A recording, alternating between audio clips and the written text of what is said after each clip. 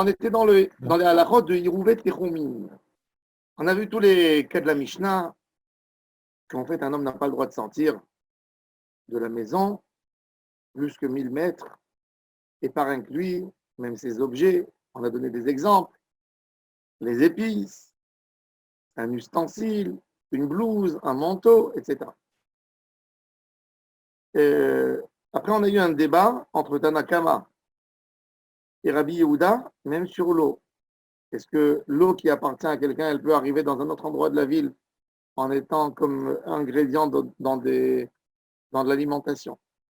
Alors, Tanakama, il a interdit, comme les épices, et Rabbi Yehuda a autorisé. Pourquoi? Parce que l'eau, on n'arrive pas à la reconnaître et à la définir.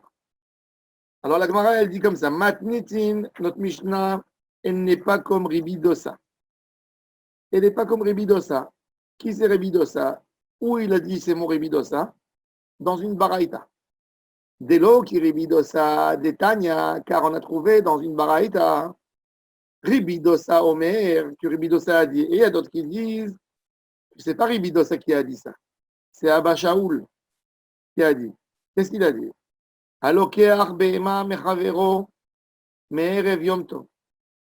Quelqu'un qui a acheté un animal de son ami la veille de Yom Tov. Réhouven est parti chez Shimon, vends-moi un mouton.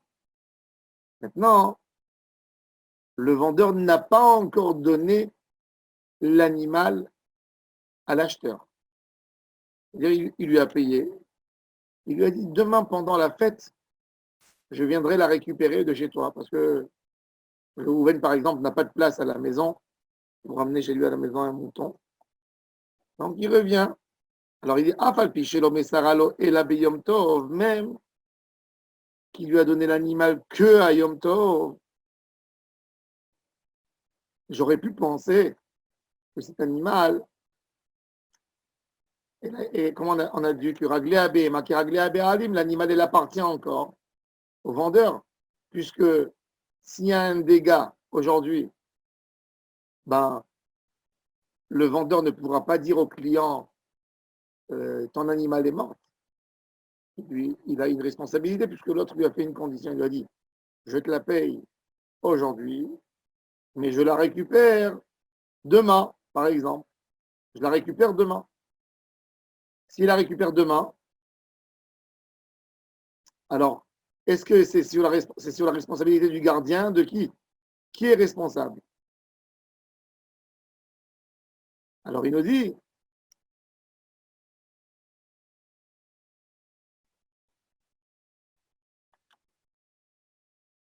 dit, tout de suite que malgré que le client, il n'avait pas l'animal chez lui la veille de Yom Tov, malgré tout cela,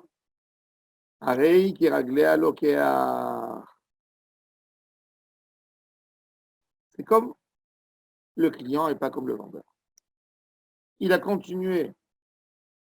Ve'amoser, celui qui donne son animal au berger à faire brouter son animal, à la faire paître.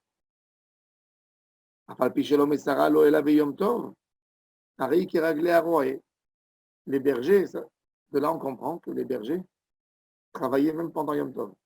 C'est-à-dire, comme je l'ai déjà expliqué une fois, tout le monde dans la ville avait des chèvres laitières, des vaches dans les cours. Non, les gens de la ville, les hommes de la ville, ils travaillent, ils sont en ville. Il y a un berger qui fait un service pour tout le monde, qui fait sortir tous les jours les animaux de tout le monde. Il les fait paître dans les champs en dehors de la ville. Et le soir, il les ramène. Même Yom Tov, ces gens faisaient sortir les animaux. Ils étaient payés par les gens. Alors, il dit, même que tu lui as donné l'animal pendant Yom Tov au berger, malgré tout, l'animal a le droit d'aller, ou que le berger a le droit d'aller et pas par rapport au propriétaire.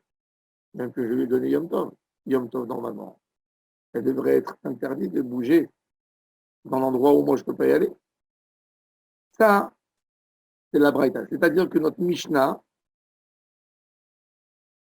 dans notre Mishnah, qu'est-ce qu'on a dit? On a dit que celui qui donne l'animal au berger, c'est comme les pieds du propriétaire. C'est dans la Braïta. Et même quand on sait qu'à la veille de Yom Tov, normalement, on devrait la donner au berger, mais dans la Braïta, on a dit, non, c'est que même que je l'ai donné que Yom Tov, c'est comme si je l'avais prévu la veille de Yom Tov. והמוסר בהמה על הרועה, אף על פי שלא מסרה לו אלא ביום טוב, הרי היא כרגלי הרועה. Donc, la Braïta, elle n'est pas comme la Mishnah. Rabbi Dosa ou Abba Shaoul, ils ne sont pas d'accord avec ce qui est écrit dans la Mishnah. La Gemara va essayer de répondre. Afilu tema Rabbi Dosa. La Mishnah, elle peut s'arranger, même selon Rabbi Dosa. Vela Kashia. Kan beroe echad. Kan beshne roim. Il fait la distinction, il dit comme ça. La Mishnah qui a interdit, qui a dit qu'il faut que tu donnes l'animal au berger avant Yom Tov, c'est quand il y a plus qu'un berger dans le village ou dans la ville. Et l'homme, il ne sait pas à qui il va donner son animal. Parce que les gens, qu'est-ce qu'ils faisaient? Par exemple, ils allaient à la tefila le matin, prier honnête, et puis vous voyez le berger, il y avait quelques bergers en ville, il dit alors passe chez moi pour prendre mon animal. Il note ça chez lui, et en sortant de la ville, il fait son parcours. Il prend cet animal, cet animal, cet animal. Il n'y a pas un berger fixe. Alors là, je ne sais pas à qui je vais donner mon animal. Alors il faut lui donner la veille de Yom Tov. S'il n'a pas donné la veille de Yom Tov, il y a quelques bergers, ben, pendant Yom Tov, elle a le droit d'aller que où le propriétaire a le droit d'aller. Par contre, Rabbi Dosa, de quoi il parle? Il parle qu'il y a un seul berger dans le village ou dans la ville, et comme tout le monde lui donne, on sait que c'est lui qui va prendre. Il va prendre où il peut aller lui, ben, il a le droit de prendre l'animal. Vela Kashia, dans les mots. Kan beroe echad, dans la Braïta. Kan, dans la Mishnah, Mishneh Roy. Et la Gemara, elle dit, c'est vrai. Pourquoi? Nous, on sait que la Mishnah, elle parle dans une situation qui a plus qu'un berger, qui a un, deux et plus. Regarde ce qui est écrit dans la Mishnah. Veikanami, Diktane, on a mentionné dans la Mishnah. Livno, Oleroe. C'est-à-dire que la personne, il ne sait pas à qui il va donner son animal à faire brouter, à faire paître pendant Yom Tov. C'est à son fils, au berger, peut-être un deuxième berger. Non. Amar Rabba Bar Hana, Amar Rabbi Yochanan, Alacha, Kiribi Dosa. Au fait, Midrash, Rabba Bar Hana, il a dit au nom de Rabbi Yochanan que l'Alacha est comme Rabbi Dosa, que même si j'ai donné l'animal pendant Yom Tov au berger, il a le droit de la faire bouger ou lui a le droit d'aller. Et on ne regarde pas les pieds du propriétaire. Ça, c'est ce qu'il a dit Rabbi Yochanan. Alors la Gemara a dit, comment tu dis ça? Rabbi Yochanan achi. Comment tu dis que Rabbi Yochanan il a dit ça? Ve'amar Rabbi Yochanan, halacha kistam mishnah. Toujours quand Rabbi Yehuda Anassi, il a écrit une mishnah, il n'a pas mentionné des avis, il n'a pas dit Rabbi Dosa Omer. La halacha, elle est toujours halacha kistam. C'est une règle très très importante. Stam veyesh, halacha kistam. Même dans Shulchan Aruch, on adapte cette règle. Stam veyesh, halacha kistam. Stam veyesh, halacha kistam. Et comme dans la Mishnah, c'est écrit qu'il faut donner au berger la veille de Yom Tov. Alors, pourquoi tu as dit que là, la est comme Rabbi Dosa? Que je peux lui donner même Yom Tov et il a le droit d'aller où il veut aller. C'est Rabbi Yochanan qui nous a enseigné cette règle que le Stam veyesh, Stam, halacha kistam Mishnah. Et qu'est-ce qui est écrit dans la Mishnah? Utnan, Abema ve'akelim ki raglei abe'alim. Alors la Gemara elle dit, mais attends, quel rapport? C'est quoi cette question? Que tu as posé la question contre Rabba Bar Hana. Alors on a expliqué que Rabbi Dosa s'agit d'un cas et la Mishnah s'agit d'un autre cas. Et quand Rabba Bar Hana il vient dire comme ça. Alors en fait, la halakha est de la manière suivante. Quand j'ai 2 bergers et 3 bergers en ville et plus, si je veux donner à un berger, il faut que je lui donne la veille de Yom Tov pour qu'il puisse l'amener dans le coin où lui peut partir. Et si j'ai qu'un berger en ville, même si j'ai pas donné la veille de Yom Tov, seulement pendant Yom Tov, j'ai le droit parce que je compte sur mon berger. Et c'est comme si j'ai déjà amené l'animal la veille de Yom Tov. On a dit, Kan Beroe Echad, ça c'est Rabbi Dosa. Et dans la Mishnah, avec Kan, Beshne Roim. Bon, c'est là. Maintenant, on rentre dans une autre halakha. On a dit qu'un homme, le troum, la notion du troum Shabbat, c'est que j'ai le droit d'aller 2000 coudées, 2000 coudées qui fait à peu près 900 mètres depuis l'endroit où je me trouve, dans chaque sens. C'est-à-dire,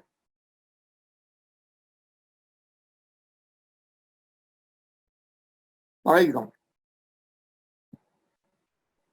je suis dans un petit village et je veux aller au nord. Au nord. Je veux aller au nord du village, pas 1000 mètres, 2000 coudées. Je veux aller 2000 mètres, 4000 coudées. Qu'est-ce que je fais? La veille de Yom Tov ou la veille de Shabbat, je vais aller à la limite des 2000 amot, des 2000 coudées, les 1000 mètres. Je vais poser là-bas un sac avec de la nourriture, comme si je me fixe là-bas, je fais comme si je faisais une maison là-bas. Et ça va me permettre, que c'est ma maison là-bas, d'aller encore 1000 mètres. D'accord? Encore 2000 amot. Par contre, il faut savoir que ce n'est pas une autorisation qu'on a donnée sans logique. C'est comme si on m'a dit,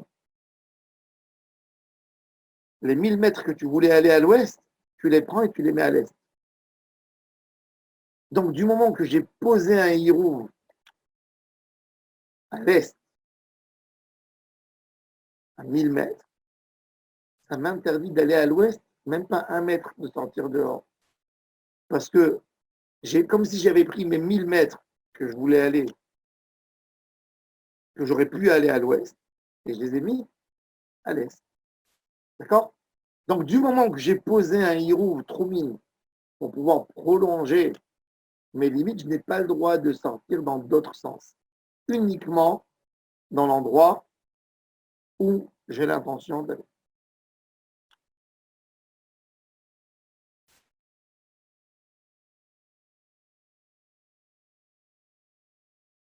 Et c'est pour ça que si par exemple, ma destination où je voulais aller, elle fait 1500 mètres.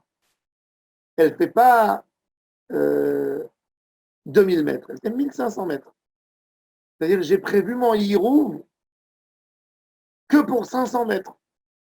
Parti la veille de Yom Tov, j'ai mis mon sac avec la nourriture, et je sais que de là-bas, l'endroit où il y a le sac de nourriture, à l'endroit où je vais aller, c'est 500 mètres et pas plus. Alors là, il me reste encore 500 mètres de l'autre côté que je peux y aller. Parce que j'ai dit que quand je vais à l'est, je prends en fait les 1000 mètres que j'avais à l'ouest. Comme si je les prenais de là-bas et je les déplaçais. Alors là, comme j'ai pris que 500, j'ai le droit d'aller 500, mais pas plus que 500 mètres. C'est-à-dire la règle est claire que dans le Hirouvet Troumi, je prends les autres opportunités et je les mets là. Donc toujours, ça va se calculer par rapport au mètre que j'ai fait pour ma distance pour me permettre d'aller dans l'autre sens. OK? Bon, maintenant, ça c'est la halakha. Maintenant, on va voir ce qui concerne cette règle. Tanou Rabanan.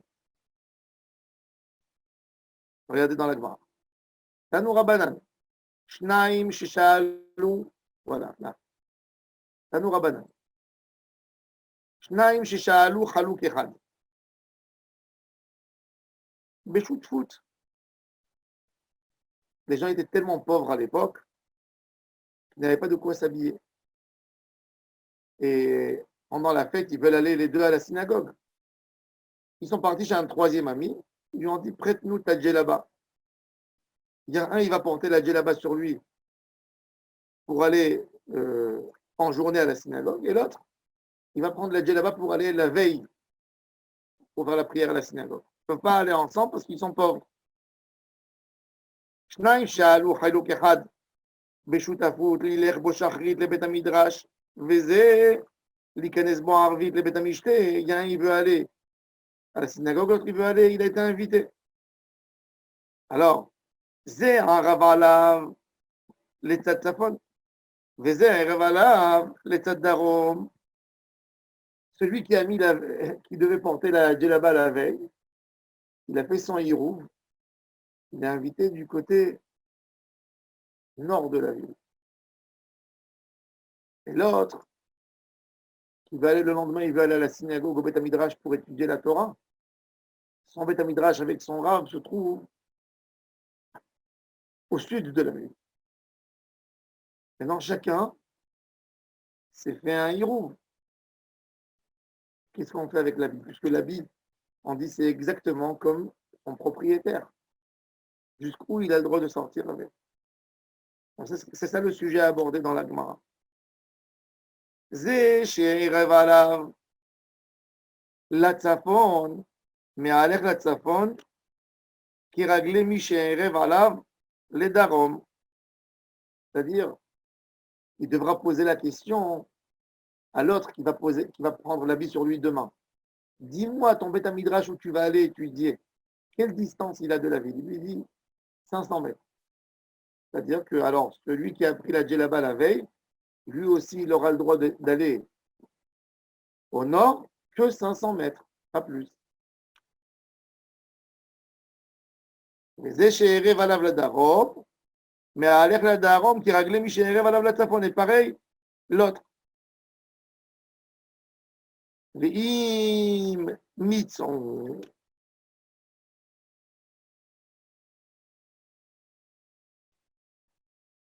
si les deux, chacun a utilisé tous ces 2000 coudées, de 1000 mètres, ça veut dire la veille de la fête, il ne savait pas.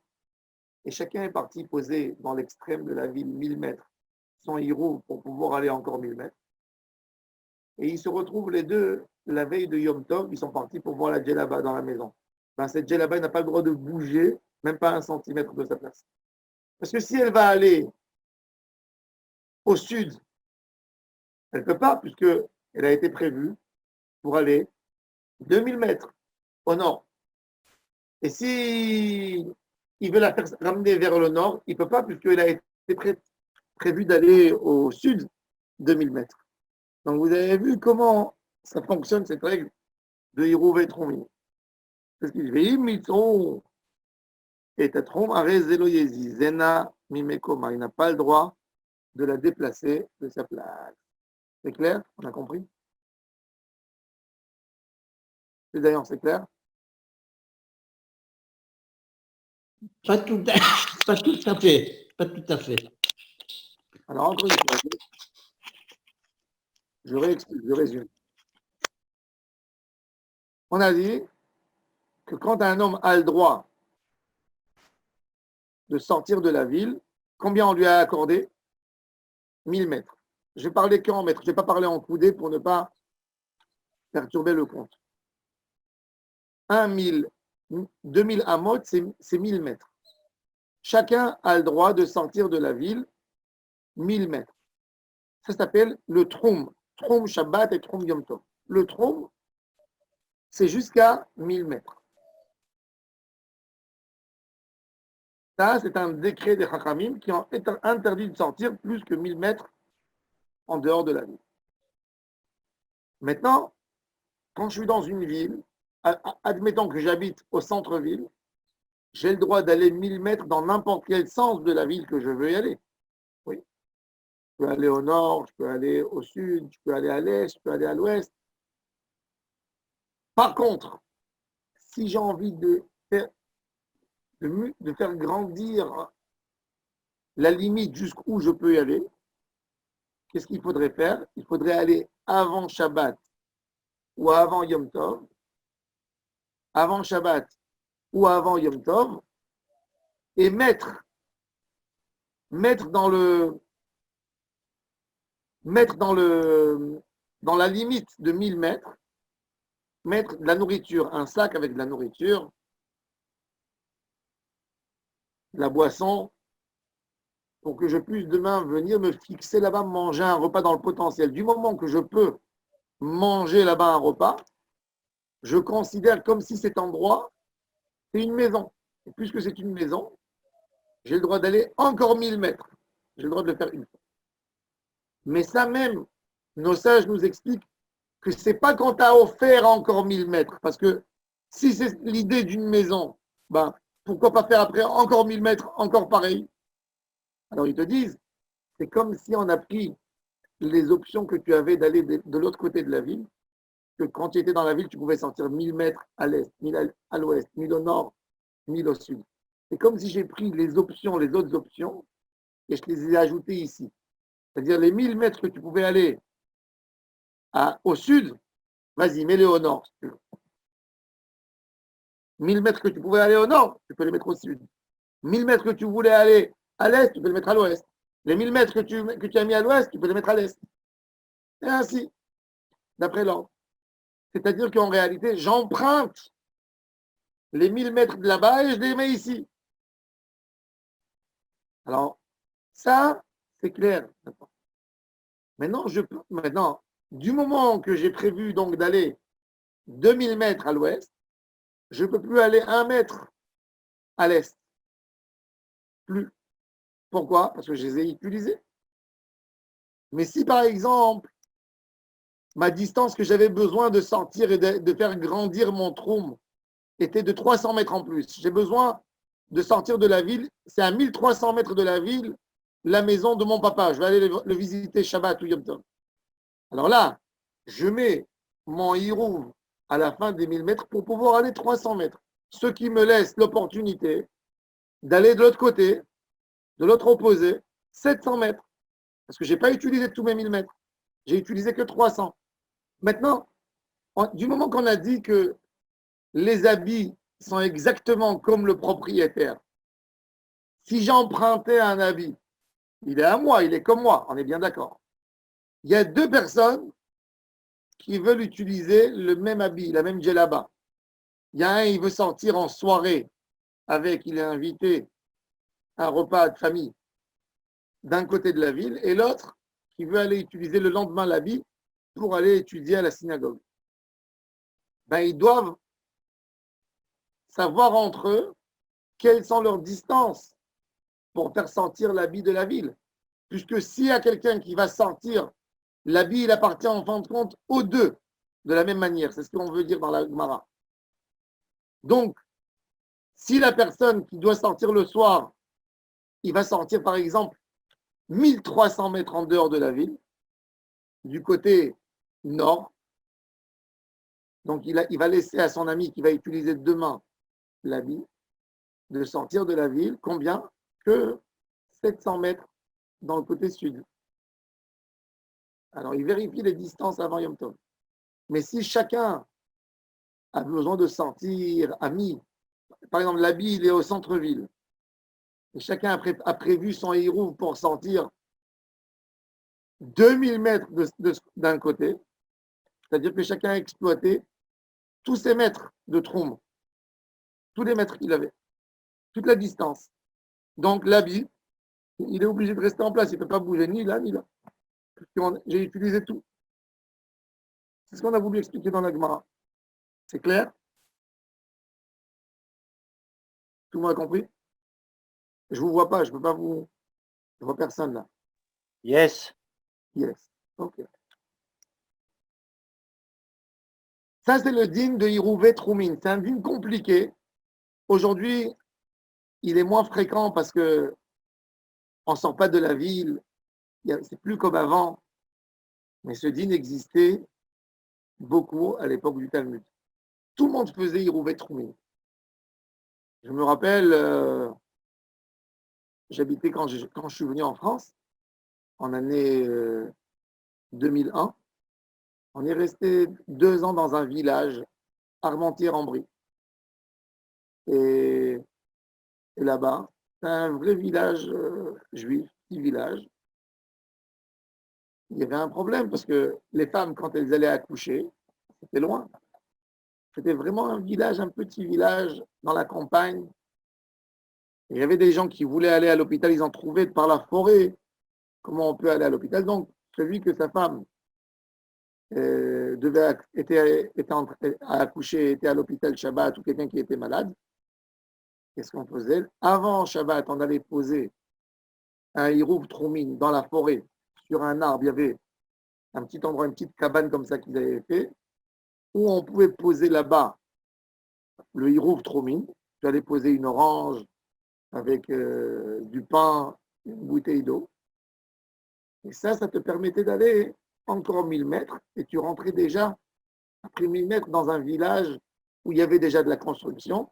Et donc de là-bas, tu peux continuer normalement, tu peux rentrer dans la ville et tu peux aller à l'hôpital. Donc ça se fait. Mais encore une fois, du moment que j'ai fait ça, je ne peux plus sortir dans un autre sens de la ville. Ça, c'est une halakha et souka. Vous voyez, les gens, ils ne connaissent pas. Et c'est des choses rares qu'on n'étudie pas souvent. Et ça a lieu ici dans la Gemara, notre sujet à nous. Pourquoi les gens n'étudient pas ça? Parce que c'est halakha qui se trouve dans Mishnah Berurah, Chelek Dalet. Chelek Dalet, c'est le Mishnah Berurah le moins étudié de tous. Parce qu'il y a là-bas les halakhot du Hirouv. Toutes les Hirouvines. Et personne qui ouvre cette partie. Tout le monde étudie Mishnah Berurah, Chelek Gimel. Ils étudient Aleph, c'est la Tvila. Bet, c'est les brachot, le Ketamazon. Et Vav, c'est les fêtes. Mais le Dalet, là-bas se trouve les halakhot du Hirouvet Troumin. Ce qui a fait qu'au Bate Midrash, les gens ne connaissent pas malheureusement toutes ces halakhot de Hirouvet Troumin. Maintenant, la Gemara va parler d'une autre halakha intéressante de Yesh. On apprend d'autres notions avec ça dans le Talmud. Yesh Brera ou En Berera. C'est quoi Yesh Brera et En Berera? On est deux amis, deux associés. On a décidé d'aller acheter une marchandise ensemble. On a trouvé un lot qui est pas cher. On a décidé de se partager, de mettre nous deux de l'argent. Et après, en fin de compte, de partager le lot entre nous deux. Quand on a acheté le lot, avant de le partager,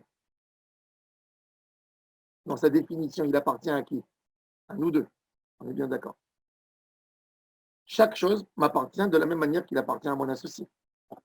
Du moment qu'on va partager ce qu'on a acheté, ça peut être des fruits, ça peut être peu importe. Là, il va s'avérer que ce que j'ai reçu, c'est à moi, dorénavant. Imaginons, je donne un exemple simple. On a acheté, par exemple, on a acheté des raisins. On a acheté 100 kilos de raisins. On n'a pas prélevé les prélèvements de Terumot et Maasrot. Il y a un qui a dit à l'autre, tu sais, moi, je veux prélever ma partie. Il y a 50 kilos qui m'appartiennent. Ben voilà, je prends 5 kilos parce que je vois ici un Lévi à côté. Je veux lui donner déjà sa partie. Viens ici, monsieur Lévi. Tiens mes 5 kilos. L'autre, il ne veut pas donner maintenant. Tiens mes 5 kilos sur mes Maasrot. Je peux faire ou je ne peux pas faire? Parce que quand je fais en réalité, je prélève, peut-être après les trucs que je vais prendre, ils ne sont pas à moi. Que les trucs que j'ai donnés, ils sont mélangés. Je ne sais pas à qui ça appartient.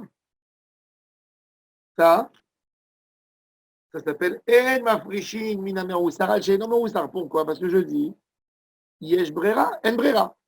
C'est pas moi, ça s'est pas encore avéré. Il y a d'autres halakhot qui concernent ce sujet de Yesh Brera et En Brera. Par exemple, encore une halakha intéressante qui est liée à Yesh Brera et En Brera. Nous, on sait qu'un juif qui possède de la avodah zara, de l'idolâtrie, il doit la détruire et elle ne peut pas être annulée chez lui. C'est-à-dire,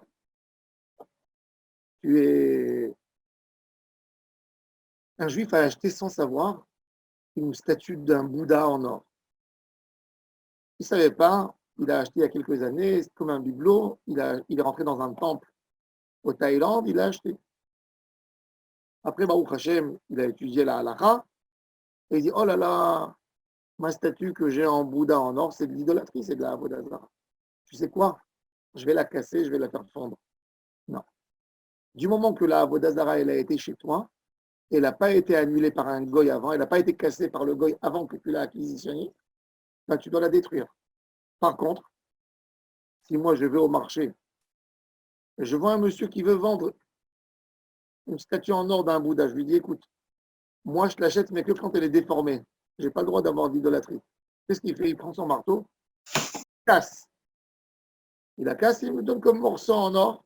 Là, j'ai le droit d'acheter. J'ai le droit d'acheter du goy. Le goy, il peut annuler, pas le juif. Non. Il y a deux frères qui étaient goy. Il y a un d'eux qui s'est converti. Il s'est converti au judaïsme. Et on lui annonce la mort de son papa. Son papa a laissé un grand héritage aux enfants. Et dans l'héritage, il a laissé une maison et il a laissé des statues en or. Le frère, évidemment, celui qui s'est converti au judaïsme, il ne peut pas prendre les idoles, puisque ça ne lui amener rien d'avantage, il devra les détruire. Mais on sait qu'une idole, même la valeur de l'idole, elle s'attrape dans la Avodazara. Alors, est-ce que je dis Yesh Brera ou En Brera? C'est-à-dire, du moment que, avant le partage entre les frères, tout appartient à tout le monde. Donc, quelque part maintenant, si moi je vais repartager avec mon frère, je vais dire à mon frère, tu sais quoi? Toi prends les statues, moi je prends la maison. C'est comme si je lui ai vendu ma part dans les statues en prenant la part dans la maison. Ça s'appelle Yesh Brera. Il va s'avérer rétroactif que ça depuis avant c'était à moi. Et il y a un très très grand débat dans ce sujet. C'est un sujet ouvert dans tout le Talmud. Il y a des dizaines de cas qu'on parle de ça. Est-ce que le résultat va montrer que rétroactif, c'était à moi ou non? Alors, il y a un débat, Bédavar l'art, quand c'est de la nourriture humide, qu'on ne peut pas la séparer. Est-ce que là-bas aussi on dit Yeshbrera Bédera Banane ou Bédéoraïta? Il y a un grand débat, c'est un sujet classique, un grand débat entre Rabbi Oshaya et Rabbi Yochanan. Est-ce que Yeshbrera ou En-Brera? Maintenant, deux associés, ils ont acheté un objet la veille de Yom Tov pour le partager entre eux Yom Tov. Ils ont acheté des noix, un sac de noix, un carton de fruits.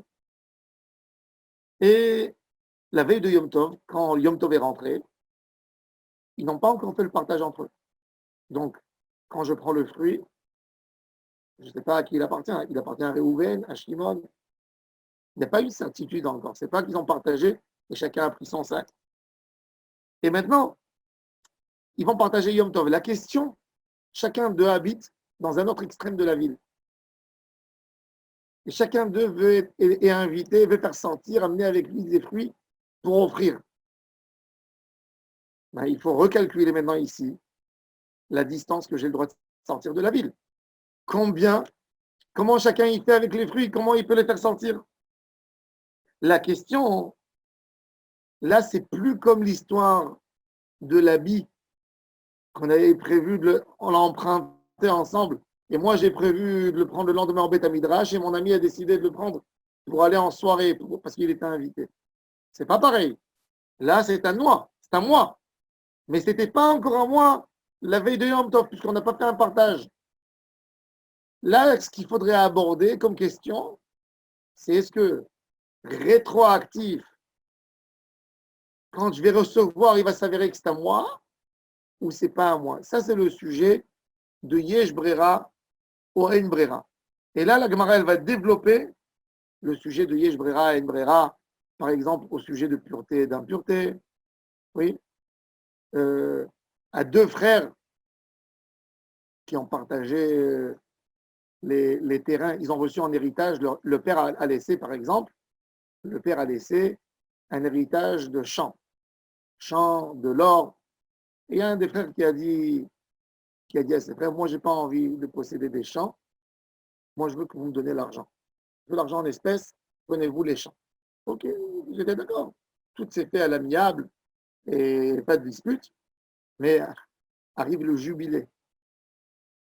Arrive le jubilé. Est-ce que dans le jubilé maintenant, en fait, le fait que moi j'ai pris l'argent en or ou en matière ou en finance ou quoi que ce soit, c'est comme si j'ai vendu ma terre à mes frères. Donc au jubilé, ça me revient ou ça ne me revient pas. Je dis dorénavant, c'est pas à moi. Un débat. Ça dépend de ce débat. Yesh brera ou ren brera. Des cadeaux qu'un donne à son fils. Beaucoup de sujets. Et je veux prendre le sujet et le mettre à table, à votre proximité, Bezrat Hashem. On va prendre toutes les bases. Alors, on va faire cette sougia, Bezrat Hashem, la semaine prochaine. On va prendre le sujet dimanche de Yesh Brera, Ren Brera. Alors voilà, je vous souhaite à tous et à toutes, Kodem Kol, Chag Atzmaut Sameach, Bezrat Hashem.